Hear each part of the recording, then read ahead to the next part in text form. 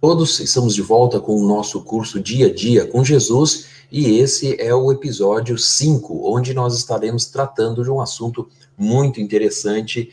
Nos outros episódios nós falamos sobre o quê? Nós falamos sobre os milagres de Jesus, nós também falamos a respeito das parábolas, das palavras de Jesus, e nós dissemos naquele último capítulo que tudo isso, né, vai começar a gerar uma tensão entre Jesus e muitas pessoas, especialmente a liderança do povo, a liderança espiritual, né, Rony? Então, o que nós podemos falar agora sobre toda essa questão de polêmicas que andavam sempre ao redor de Jesus? Parece que Jesus só fez coisa boa e ninguém nunca incomodou ele, né? Só que Jesus, ele também teve uma vida difícil no seu dia a dia. Essa liderança, ela fez muita confusão, ela importunou muito, ela ofendeu Jesus, ela agrediu verbalmente, ela incitou as pessoas contra Jesus, ela organizou situações complicadas. Então, Jesus também teve, durante o seu período aqui, esse seu período de ministério, situações bem complicadas, e você vai ver que ele reage a essas situações, né? Que é interessante, né? Porque Jesus, ele é caluniado, né, várias vezes, Jesus é ofendido, Jesus é maltratado e até tentam matá-lo algumas vezes, né, e expulsá-lo e chamam ele de muitas coisas. Humilham ele. Humilham publicamente. Então, a vida de Jesus, ela também teve muitas dificuldades, né? Eu quero começar falando sobre... Mas o interessante é que geralmente nós não notamos que Jesus revida.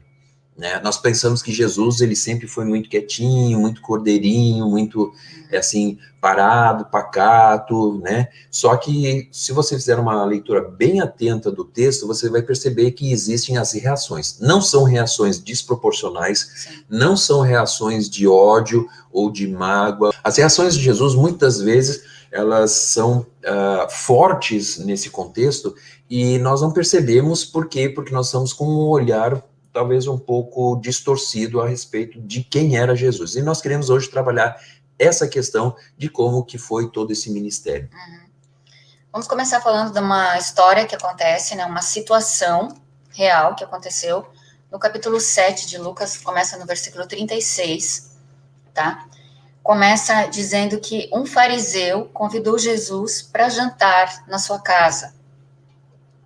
E o fariseu, como vocês sabem, né, ele era alguém da liderança religiosa, e Jesus está passando por lá, fazendo milagres, tal, e ele convida Jesus para jantar na sua casa, e ele não faz as honras do bom anfitrião. Sabe quando você recebe uma pessoa na sua casa, que você abre a porta, você dá as boas-vindas, você cumprimenta, dá os beijinhos, convida para entrar, aquela coisa toda, oferece, né? uma água, né, ou uma coisa assim, principalmente no dia de calor, né? Quando Jesus chega, eles tinham outras práticas na época, né? As práticas eram, sim, saudar com um beijo, era oferecer água para lavar os pés, porque era uma região de muita poeira, tá? As pessoas tiravam o calçado para entrar, era também para lavar a mão, mas eles tinham toda uma prática que era a prática de boas-vindas. E Jesus não recebe essa prática. O não receber essas boas-vindas, vamos assim dizer, já era uma ofensa. É mais ou menos como, por exemplo, se você é convidado, né, para ir na casa de uma pessoa que você não conhece muito bem, e a pessoa simplesmente sequer se dignifica de te receber na porta da casa, né? Jesus então, tipo assim, abriu a porta, virou as costas e foi para o quarto, vamos assim dizer. Quer dizer, como é que você vai se sentir? Logicamente que existe uma ofensa aqui. E o que acontece com Jesus é isso, mais ou menos, né? Porque Jesus não foi o único convidado, né? No texto, se vocês lerem o texto, a gente não tem tempo para ler. Se vocês lerem o texto, vocês vão perceber que haviam outros convidados. O texto dá a entender que os outros foram bem recebidos e que Jesus é o único que não foi bem recebido, embora ele também tenha sido convidado. Ele não foi um oferecido, um entrão. Ele foi convidado, mas ele não foi bem recebido. E isso provoca na mulher que está lá essa reação toda. essa reação de ela chora sobre os pés de Jesus, ela unge a cabeça dele, que isso tudo era o ritual de boas-vindas que se dava para alguém importante, porque Jesus foi convidado como alguém importante. Ela seca os pés dele com o cabelo, porque ela não foi preparada para fazer isso, ela não era uma serviçal da casa. E eles ainda tentam humilhar Jesus, dizendo, se ele soubesse quem é essa mulher aí que está encostando nele. Agora, é interessante nós notarmos em todo o ritual para entendermos o tamanho dessa ofensa, né? Porque não é só não dar as boas-vindas. Ele sequer deu atenção devida a um hóspede como ele deu para os outros. E naquele momento, parece que esse fariseu ele está fazendo isso porque ele quer demonstrar alguma coisa. Ou seja, não é só Jesus e o fariseu e a família dele. Existe toda, vamos assim dizer, um grupo de pessoas que estão ali assistindo aquilo. E na nossa sociedade nós temos um pouco isso, mas na sociedade do Oriente, todo o ato e toda a palavra tem um significado. Nada passa desapercebido. E essa questão de você não receber bem era uma afronta muito grande, né? Hoje em dia nós afrontamos as pessoas na nossa sociedade através de palavras, né? Nós agredimos verbalmente. Naquela época, não. Naquela época, quando você não fazia, por exemplo, as honras da casa. E todo mundo está vendo. E é interessante que nesse grupo, Rony, tem uma mulher que é estranha ao grupo. Mas isso também mostra que a casa estava aberta para aquela atividade. Ou seja, o fariseu, ele convidou, ele trouxe pessoas de vários segmentos, né, e deixou a porta aberta, para quê?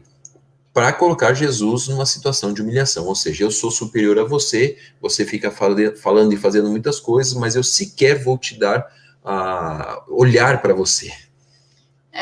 Aqui a questão também era de humilhar ele como rabi, né, como mestre, talvez pela própria posição de fariseu, talvez por ser uma pessoa mais velha, tem toda aquela coisa da posição, né? Você está chegando agora, menina, você não sabe de nada, já está aí se achando, vou te mostrar o teu lugar. Aparentemente dá um pouco para entender sobre o que ele está querendo dizer para Jesus, entenda o teu lugar, não fica aqui se achando. E aí ele tenta fazer essa humilhação pública. E a mulher, ela corrige isso. E Jesus, ele não deixa de mencionar para o anfitrião, né, para o fariseu, dizendo, olha, você me convidou, mas você não me recebeu bem. Interessante que Jesus fala isso em um certo momento, me corrige se eu estiver errado, olhando para a mulher. Né? Sim, em alguns momentos sim, em alguns momentos ele fala isso olhando para os convidados, em outro ele fala para o próprio fariseu. A prática era que, nessa situação, Jesus não deveria nem ter ficado. Se Jesus quisesse mostrar mesmo que ele estava indignado com a situação, ele não deveria nem ter entrado. No momento que ele viu que ele não foi bem recebido, ele deveria ter ido embora. Uhum. Isso é o que se fazia e o que se faz até hoje, né? Você não fica num lugar para ficar sendo humilhado o tempo todo. Você vai embora e deixa a situação para lá. Só que Jesus fica. Ele fica, ele fala, eu percebi que você não me recebeu bem, eu percebi que você está me humilhando, mas eu quero te contar uma historinha. E nessa historinha que ele conta, né, ele acaba mostrando para o próprio fariseu como é o coração dele. Aquele que queria, né, Rony, humilhar, no final das contas acaba sendo humilhado, não porque Jesus o humilha, mas ele mostra a real situação desse fariseu nessa história. Infelizmente o próprio fariseu se auto-humilhou. Né? Porque a atitude de Jesus faz com que o fariseu se auto-humilhe, né?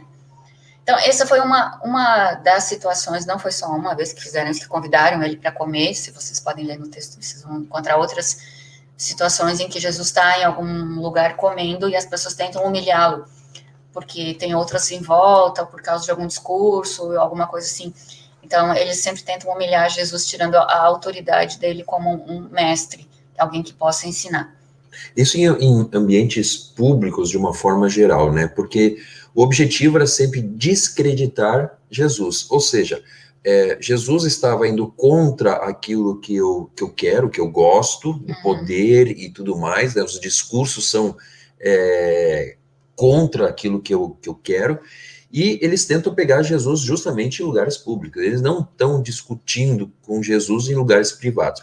É interessante, por exemplo, que em João capítulo 3, você percebe Jesus tendo uma conversa com Nicodemos, né? E é em particular. Só que Nicodemos não está ali para humilhar Jesus, ele está ali para tentar aprender de Jesus alguma coisa. Ou seja, quando eles estavam tentando aprender, não havia o público. Agora, quando estava em público, os fariseus gostavam de colocar Jesus em situações, por exemplo, né, como nós falamos aqui, quando eles convidavam para ir para a casa de alguém, né? Mas outras situações também têm a ver com as perguntas. E as perguntas eram a maior arma que os líderes religiosos, os escribas, os fariseus, os mestres da lei, né, os sacerdotes tinham. E as perguntas é um capítulo à parte que nós temos que tocar.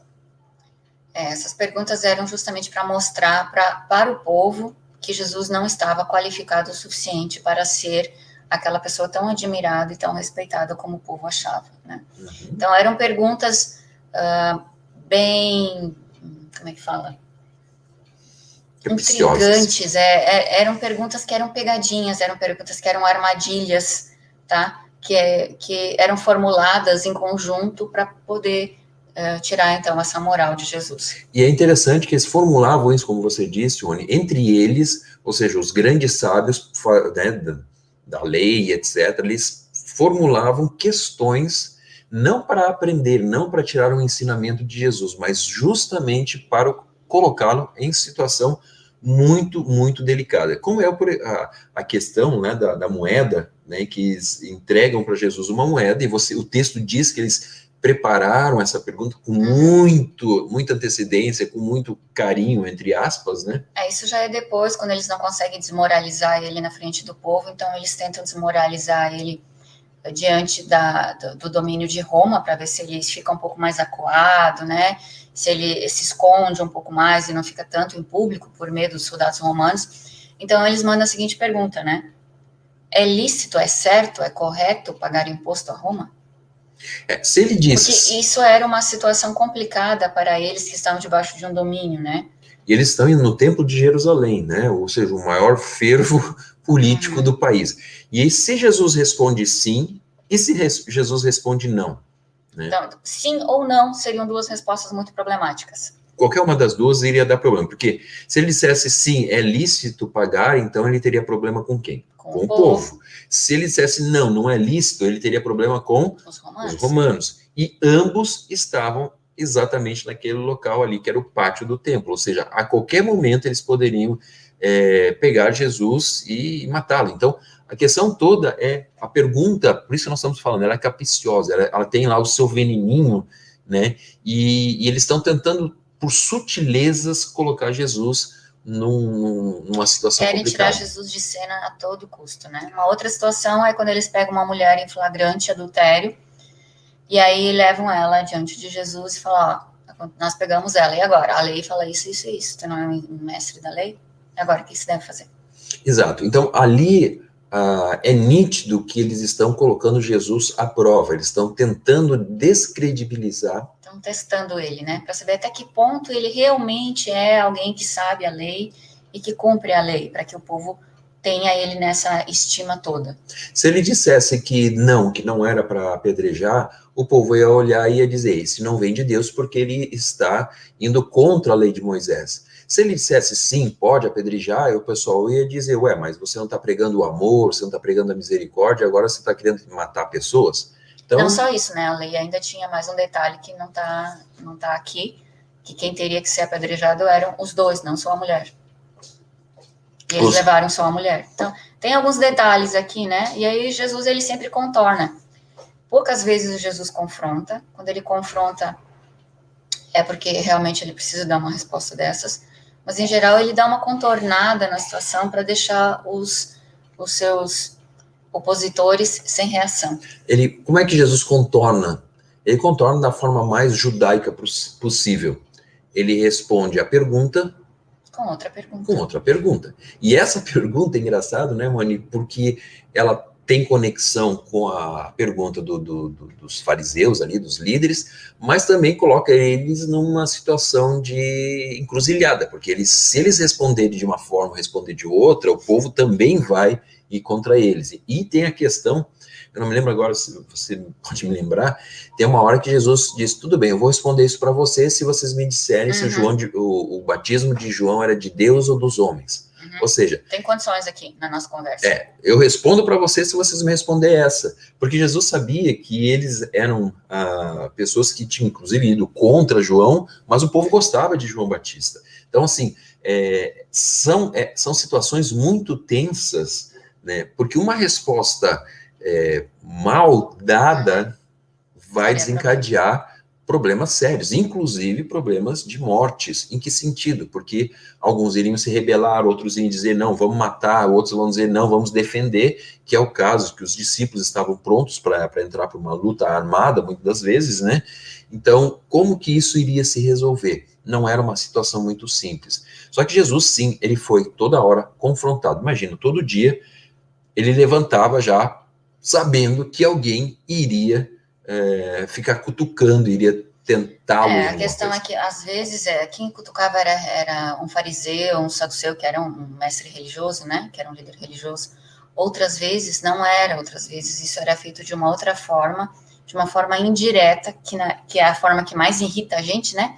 Quando você sabe que alguém não gosta de você, alguém é seu inimigo, mas ele não vem diretamente fazer a picuinha, ele começa a influenciar outros para que outros tomem o partido dele e venham fazer essa picuinha, e com isso ele envolve mais gente. E esses líderes religiosos já estavam fazendo isso também. Sem falar que alguns deles, que eram mandados por outros, né, chegavam e diziam, mestre, rabi, sabemos que tu vens da parte de Deus, porém, eu quero te perguntar uma coisa. Nossa, devia dar uma irritação, né? Jesus teve que ter muita calma. Mas teve momentos que Jesus não teve calma nenhuma, e a resposta dele é direta e é muito perspicaz. Né? Jesus é acusado de várias coisas, né? Uma das primeiras acusações que eles falam é que Jesus ele é um filho bastardo, ou um filho ilegítimo. E por que isso tem grande poder aqui, Rony? Questões culturais, né? Então, eles tentam desmoralizar Jesus puxando seu histórico familiar, dizendo, mas a gente sabe a história da tua família aí. Mesmo assim, tu tá te achando aqui? Ou seja, eles estão dizendo assim, de um profeta, um homem de Deus, o Messias, ele não vem do desconhecido, mas você, a gente nem sabe quem é o pai. Jesus simplesmente ignorou, porque ele sabia quem era o pai dele. O mais legal é isso, Jesus não dá ele não deu a mínima, ele nem deu resposta e continuou em frente. Aí quando eles viram que não deu efeito que o povo também não ficou insistindo, né? O povo deixou passar. Mas convenhamos, né? Falar da família é sujeira, né? É complicado. Como se a gente escolhesse onde fosse nascer, né? Geralmente é assim, quando você chama alguém da família disso, daquilo, daquele outro, é uma ofensa. Que é uma ofensa, as pessoas têm a tendência de reagir e tentar salvar a honra do pai, da mãe, enfim, do avô, a sua própria, etc. Só que o que eles estão dizendo aqui, eles estão dizendo, você nem pai tem, no sentido de que você nem sabe quem é seu pai, em outras palavras, sua mãe. Então você é um filho, em outras palavras, é isso que eles estão dizendo. Naquela cultura eles não diziam palavrão, mas eles estão falando isso de Jesus. Ou seja, é um ataque muito baixo e eles estão esperando a resposta de Jesus para podê-lo, então, bater ou até mesmo matá-lo. Né? Então, essa questão da calúnia e falar da família dele foi uma tentativa um pouco baixo, mas que no final das contas Jesus não responde e eles ficam naquela, puxa, a gente vai ter que agora aumentar essa questão, né? Então eles ficam o tempo todo ofendendo, magoando, machucando Jesus, provocando reações emocionais nele, né? Quando essas não dão certo, aí eles partem para as mais pesadas, do tipo, você está endemoniado, por isso que você consegue expulsar demônio, porque ninguém consegue expulsar demônio como você. Então você deve ter algum pacto aí com o maioral deles para poder ter essa autoridade toda. E tudo isso sempre é feito em público, com muitas pessoas em volta, para ver se a massa, né, o populacho se posiciona também. E falar que ele estava endemoniado era muito pesado, porque estar endemoniado significava dizer, em outras palavras, que ele não era Filho de Deus. Ou o próprio Messias, porque o Messias não estaria endemoniado, jamais ele teria um pacto com o diabo, coisas desse tipo. Então eles estão dizendo, olha, espiritualmente você está comprometido. Uhum. Se não fosse suficiente, né, quando ele faz aquelas afirmações do eu sou, né, eu sou isso, eu sou aquilo, para a própria expressão eu sou, ela tinha um peso muito importante, ela tinha um peso teológico para o povo. Então ele é acusado de ser um blasfemo, ou seja, ele poderia ser apedrejado por blasfêmia, apedrejado até a morte. E é isso que eles estão tentando, numa outra esfera um pouco mais elevada, eles estão tentando arrastar Jesus para a arena religiosa e colocar, às vezes, palavras na boca dele que ele não disse, né, de destruir o templo e tudo mais.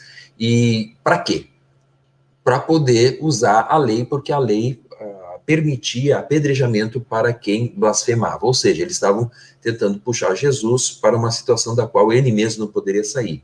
Que o apedrejamento era o caminho que eles estavam encontrando para silenciar Jesus. Pena de morte, né? Então, o que eles estão fazendo?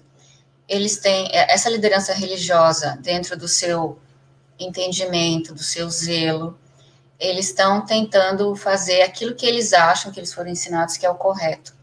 Jesus vem e tenta corrigir os erros do ensinamento deles. Eles, ao invés de perceberem que Jesus está fazendo essa correção, eles começam a tomar uma posição para se livrar dessa pessoa, que é Jesus, como se ele fosse uma ameaça à estrutura religiosa deles. E isso tudo vai ficando cada vez mais grave, a situação vai se tornando tão tensa que Jesus ele está percebendo né, que a oposição é maior e os ataques são maiores. Por outro lado, Jesus também ele reage, ele não fica quieto em muitas situações. Em algumas, como nós falamos, ele fica quieto, mas em outras ele ataca. Por que será que ele reage a isso?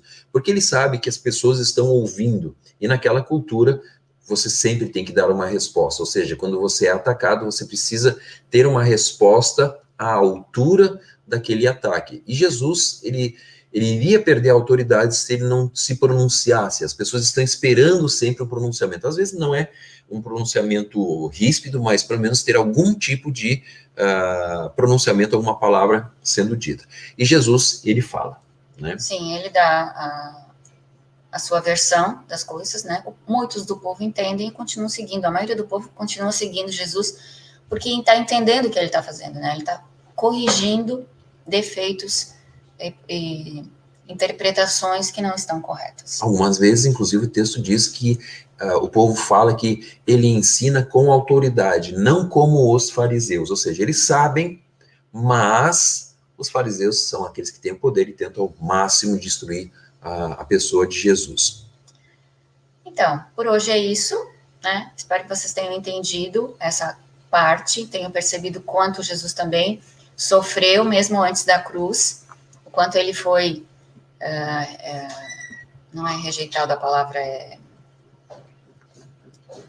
quanta resistência ele teve, né, durante todo o seu período, e ele disse que nós teríamos a mesma coisa, porque nós estamos ensinando a mesma mensagem.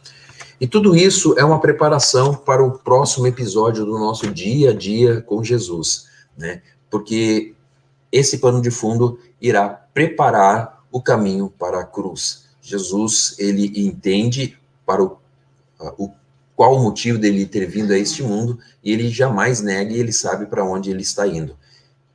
Próximo capítulo, então, é preparação para a cruz. Nos vemos no capítulo 6 dessa fascinante história de Jesus Cristo. Até lá. Até lá. Tchau, tchau.